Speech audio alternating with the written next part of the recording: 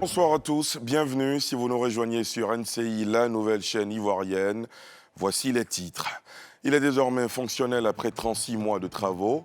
L'échangeur de l'amitié ivoiro-japonaise au carrefour Solibra dans la commune de Treichville a été inauguré ce lundi par le président de la République. La crise de gouvernance à l'UGTCI, l'un des principaux syndicats des travailleurs du pays, refait surface. En conférence de presse, ce lundi, la liste Solidarité candidate au prochain congrès de l'Union exige l'organisation d'un conseil syndical avant fin décembre 2019. Et puis à l'étranger, les chefs d'État des pays du G5 Sahel se sont retrouvés hier pour un sommet extraordinaire à Niamey. Ce sommet fait suite au massacre d'Inates qui a provoqué la mort de 71 soldats. Tout d'abord, cet ouvrage qui viendra désengorger le trafic routier dans la ville d'Abidjan, précisément dans la commune de Treichville. L'échangeur de l'amitié ivoiro-japonaise est enfin opérationnel. Il aura fallu attendre 36 mois. L'infrastructure a été inaugurée ce matin par le président de la République. L'échangeur s'inscrit dans le vaste programme d'investissement routier que conduit le gouvernement ivoirien. Les précisions de Roger Appé et Armel Zozo. Situé à la jonction des boulevards VGE et des Gaules, l'échangeur de l'amitié ivoiro-japonaise est enfin terminé. Sa mise en circulation va permettre de décongestionner le trafic et assurer une meilleure fluidité de la circulation dans cette zone qui est connue pour ses embouteillages interminables. Un véritable soulagement pour les usagers. Je pense que ça sera bon parce que c'est la bienvenue. En tout cas, vraiment, c'est du bon. C'est du bon et qu'on espérait que l'embouteillage va diminuer parce que dans ce temps-ci, vraiment, c'est trop. On avait des difficultés pour se rendre de l'autre côté. Et vous venez, vous pouvez passer près de 2 heures de temps dans l'embouteillage. Et aujourd'hui, Dieu merci, je pense que l'embouteillage est terminé. L'ouvrage comprend un pont de dalles en béton ainsi que 2 voies dénivelées qui relient le sens Treichville-Marcory et du pont des Gaules à l'aéroport pour des longueurs de 312 mètres et de 210,6 mètres. Ce joyau architectural est l'œuvre conjointe de l'État ivoirien et japonais pour un coût global de 32,5 milliards de francs CFA. La coopération japonaise dans le domaine des infrastructures routières à Abidjan ne se limite pas uniquement à ce boulevard Valéry Giscard d'Estaing. Mon pays prévoit la construction de 3 autres échangeurs sur le boulevard François Mitterrand dans l'objectif d'atténuer les congestions sur cet axe routier hautement sollicité. Il est heureux d'indiquer que le gouvernement japonais a bien voulu accéder à notre requête de voir se réaliser un autre pont qui surplombera le pont entre le boulevard de Gaulle et l'aéroport. Ce 3e ouvrage, dont les travaux sont prévus démarrer dans le premier semestre de l'année 2020, drainera le trafic dans le sens aéroport vers Treichville. Depuis quelques années, les autorités ivoiriennes se sont engagées à doter la ville d'Abidjan d'infrastructures modernes de qualité en vue d'améliorer la fluidité du trafic. La réalisation de cet ouvrage s'inscrit donc dans la mise en œuvre de ce programme. L'extension du réseau routier national constitue un pilier important de la stratégie de développement économique de notre pays. À cet égard, l'amélioration de la mobilité urbaine à travers la construction des infrastructures de transport et la mise en place d'un système de transport multimodal intégré et accessible à toutes les couches sociales sont les axes privilégiés par le gouvernement. L'échangeur de l'amitié ivoiro-japonaise est le 2e échangeur du genre sur le boulevard Valéry Giscard d'Estaing. Plusieurs autres projets sont en cours de réalisation dans la capitale économique ivoirienne, avec pour seul objectif l'amélioration du trafic routier. Et pour en savoir un peu plus sur cet échangeur de l'amitié ivoiro-japonaise, je reçois pour vous en plateau M. Koudou Hervé Bado.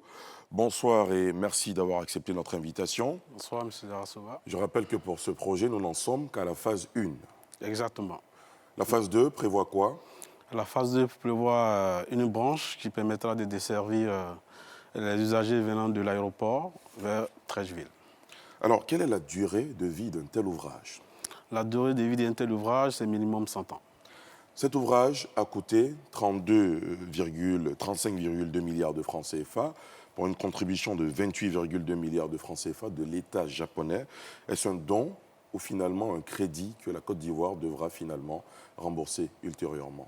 L'ouvrage a coûté 32,5 milliards, dont 28,2 milliards de dons japonais, qui a consisté aux travaux et à la maîtrise d'œuvre japonaise. Je rappelle que vous êtes de l'AGEROUTE, donc maître d'ouvrage de ce projet. Quel a été votre rapport? Notre rapport a consisté à superviser les travaux, depuis la préparation du projet jusqu'à sa passation à l'attribution à une entreprise japonaise, la supervision des travaux pendant la réalisation, jusqu'à sa livraison aujourd'hui. Je rappelle que parmi les travailleurs qui ont exercé dans la réalisation de cet ouvrage, il y avait beaucoup d'Ivoiriens. La question de l'emploi également était au centre de la réalisation de cet ouvrage. Exactement, nous avons eu environ 290 employés ivoiriens sur les 320 que nous avions eu en plein temps sur le projet. Et parmi ces 290 Ivoiriens, nous avons environ une dizaine de cadres. Alors, beaucoup d'Ivoiriens se posent la question de savoir qu'est-ce que l'État japonais gagne finalement en investissant, en faisant un don de cette infrastructure à la Côte d'Ivoire. Bon, l'État japonais gagne certainement en confiance par rapport à la coopération bilatérale entre le Japon et la Côte d'Ivoire. Mais il faut souligner qu'en 2014, lorsqu'ils sont arrivés, ils ont investi pour pouvoir offrir des ouvrages à la Côte d'Ivoire. Et c'est dans ce cadre-là que cet ouvrage a été choisi, ce carrefour a été choisi pour aménager un échangeur. Alors, nous revenons sur la deuxième phase de ce projet qui va prévoir une nouvelle infrastructure. À quand le début des travaux?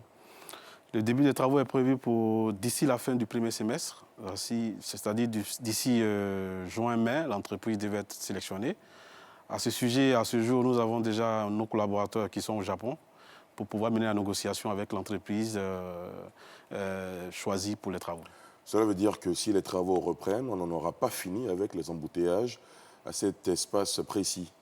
À ce stade, on n'a pas encore fini les embouteillages. Nous en avons encore pour 30 mois environ, le temps de réaliser la deuxième phase et de faire basculer les trafics de Treichville, aéroport qui est au sol, sur l'ouvrage. Est-ce qu'il y a d'autres échangeurs qui sont prévus sur les axes routiers à Abidjan, aussi importants que celui qu'on a inauguré aujourd'hui? Oui, on a des grands échangeurs qui sont prévus. Sur le boulevard VGE en question, nous avons un échangeur dont les études sont achevées et dont les travaux sont financés par la Banque mondiale. Et nous devrons commencer la passation, c'est l'échangeur d'Akwaba, qui est la vitrine d'entrée à partir de l'aéroport. Et nous avons aussi les échangeurs sur le boulevard Mitterrand, 3 échangeurs qui sont financés par prêts japonais, qui doivent aussi démarrer, qui sont en termes de passation dans le cadre du projet de transport urbain d'Abidjan. Et puis nous avons d'autres échangeurs sur le Grand Carrefour de Koumansi. Et là, on est en train d'envisager s'il faut faire un échangeur, il faut réaménager le carrefour pour éviter la congestion. Merci à vous, M. Koudou Hervé Bado. Je rappelle que vous êtes le directeur des ouvrages d'art de l'AGEROUTE, l'agence de gestion des routes. Merci d'avoir répondu à nos questions. Merci. Merci. Je vous l'annonçais en titre, la crise de gouvernance à l'UGTCI, l'Union générale des travailleurs de Côte d'Ivoire, refait surface. Nous parlons de l'une des principales centrales syndicales du pays, la liste Solidarité, candidate au prochain congrès de renouvellement des instances, exige de l'équipe sortante l'organisation d'un conseil syndical avant fin décembre 2019, faute de quoi les 2/3 des syndicats de base acquis à sa cause déclencheraient le processus menant au 8e congrès de la centrale, un sujet de Thiemé Dandje et Armel Zozo. Des syndicats affiliés à la première centrale syndicale de l'Union générale des travailleurs de Côte d'Ivoire sont sur le pied de guerre. Ils se préparent à passer à l'offensive pour faire aboutir leur requête. La convocation du 8e congrès électif, leur porte-parole, dévoile les actions en cours dans ce sens. Nous dénonçons l'absence de congrès ordinaire et nous réclamons l'organisation du 8e congrès ordinaire de l'UGTCI et le plus rapidement possible, c'est-à-dire en 2020. Et pour le faire, nous disposons déjà des 2/3 ou des plus des 2/3 des organisations syndicales de base qui soutiennent le changement et sauver l'UGTCI. Nous allons donc l'utiliser. Pour la candidate déclarée au prochain congrès électif, La crise de l'égalité et de légitimité à la tête de l'UGTCI est à l'origine de la mauvaise gestion des fonds alloués à la centrale. La tête de liste Solidarité appelle alors l'État à lancer un audit financier et à surseoir au versement de la subvention. Nous disons qu'il ne faut pas mettre la subvention à la disposition de l'UGTCI.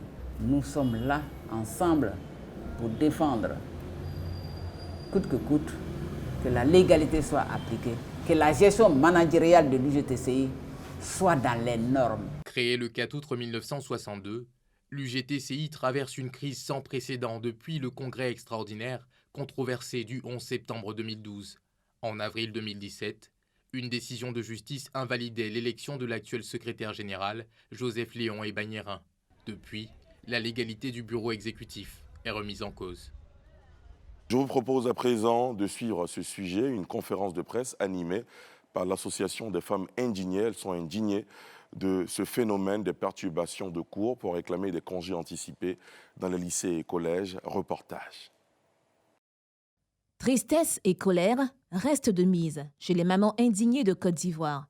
Une semaine après que des mouvements pour des congés anticipés aient fait 3 morts dans des écoles du pays, l'Association des mamans indignées de Côte d'Ivoire reste choquée.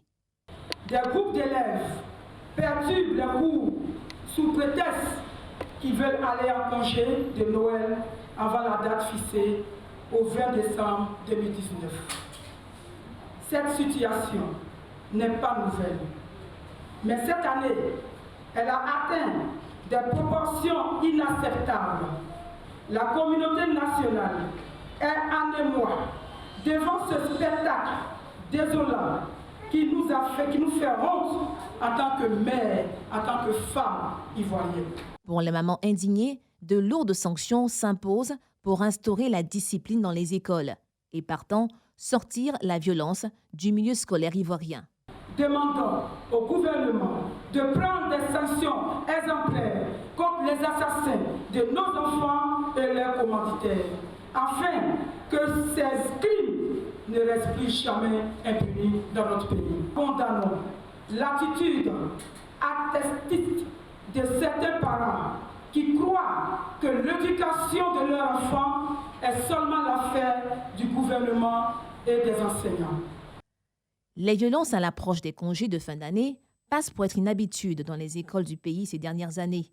En dépit des mesures prises, les élèves se mettent en congé en délogeant des salles de cours leurs camarades à l'aide de gourdins, de jets de pierre et d'armes blanches. Cette année, ce phénomène a fait 3 morts, notamment à Daloa, Dimbokro et à Niama. À l'étranger, les chefs d'État des pays du G5 Sahel se sont retrouvés hier pour un sommet extraordinaire à Niamey. La rencontre de haut niveau fait suite au massacre d'Inates qui a provoqué la mort de 71 soldats tués dans l'attaque d'un camp militaire. Un sujet de Yéli Traoré. Le G5 Sahel appelle à une grande alliance internationale contre le terrorisme. Depuis ce dimanche 15 décembre, les présidents mauritaniens, burkinabés, maliens, nigériens et tchadiens sont réunis à Niamey au Niger en vue de renforcer leur coopération. Une rencontre qui intervient après la disparition de 71 soldats tués au Niger dans une attaque djihadiste. La menace des organisations terroristes et criminelles sur les pays du Sahel s'aggrave. Cette menace augmente en intensité. Les attaques de ces organisations sur nos positions militaires, les assassinats des populations civiles, notamment les chefs traditionnels locaux, les enlèvements de personnes au Mali, au Burkina et au Niger deviennent de plus en plus fréquents. Les pays du Sahel, et en particulier le Mali, le Niger et le Burkina Faso, sont régulièrement touchés par des attaques terroristes. Malgré les 5000 membres que compte la force militaire conjointe du G5 Sahel, les pays membres semblent impuissants à endiguer la menace. Ils appellent donc la communauté internationale à les soutenir contre les djihadistes. Les chefs d'État ont réitéré leur volonté de tout mettre en œuvre pour améliorer la coordination entre la force conjointe, les forces de défense et sécurité nationale et les forces internationales alliées. On appelle également à la communauté internationale pour continuer à appuyer les efforts du G5 Sahel tout en renforçant son soutien en vue de conjurer définitivement la menace terroriste. Cette attaque terroriste revendiquée par l'État islamique est la pire de l'histoire du Niger et ces derniers mois, les plus meurtriers pour le Sahel depuis 2012. Les Maliens ont perdu plus de 140 soldats et les Burkinabés plus d'une quarantaine.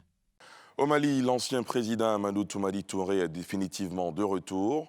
L'ancien président a été accueilli hier par une foule nombreuse. Général à la retraite, élu président en 2002, réélu en 2007. Il avait été renversé le 22 mars 2012 par des militaires qui l'accusaient d'incompétence face à la rébellion dans le nord du pays. En avril 2012, il avait formellement démissionné, puis quitté le Mali pour le Sénégal voisin et Dakar, où il a mené depuis une existence discrète. Lui aussi, comme Atété, est de retour dans son pays. François Bozizé, en exil depuis sa chute en 2013, est rentré à Bangui. L'ancien président centrafricain, toujours sous sanction des Nations Unies, prépare sa candidature à la présidentielle de décembre 2020. C'est en toute discrétion que François Bozizé a fait son retour à Bangui, accueilli par ses fidèles du Kwanankwa, le KNK, son parti. Il s'est installé à son domicile dans la capitale centrafricaine. Et puis la restitution par la France au Bénin de 26 œuvres d'art se fera dans le courant de l'année 2020, peut-être au début de l'année 2021. Annonce faite ce lundi à Cotonou par le ministre français de la Culture, Franck Riester. En novembre 2017, Emmanuel Macron avait annoncé la mise en œuvre dans un délai de 5 ans de restitution temporaire ou définitive du patrimoine africain. Voilà, c'est ici que prend fin ce journal préparé par l'ensemble de la rédaction. Merci de l'avoir suivi.